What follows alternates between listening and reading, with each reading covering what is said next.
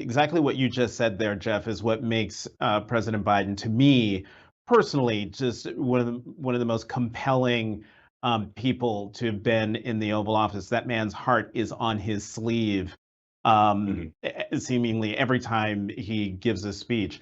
Um, Given Uvalde, Texas, and Buffalo, New York, and reactions to both tragedies, Jeff, as you know, the country is more divided than ever, and also in more pain, I think, than it's been in a while.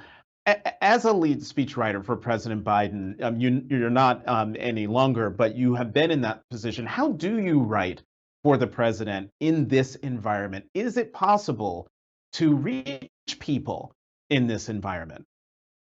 Yeah, one of the things that someone asked me is how have speeches changed over time?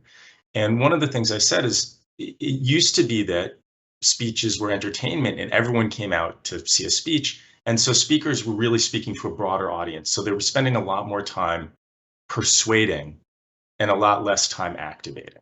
And now, as speakers speak to more targeted audiences, you're usually speaking to supporters, you're spending more time activating and less time persuading.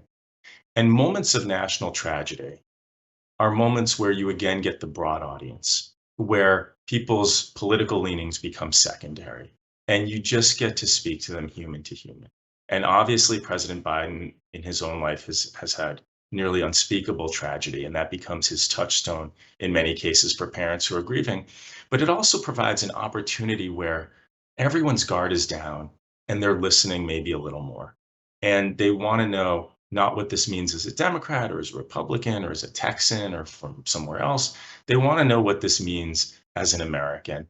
And so I find these moments of tragedy, first of all, heartbreaking and painful. And I remember early on in my career, I watched one of my colleagues just sobbing at his computer as he was preparing to write a speech following a school shooting. This was Columbine. I was there working for Gore, but sort of this set this whole terrible thing in motion. And so yes, you have to feel it, and you have to understand what is lost. But you also have now an opportunity to say, at a time when people are actually listening in a different way, here's what this says about who we are, and here's what this says about who we can be. And maybe people are a little more open to it.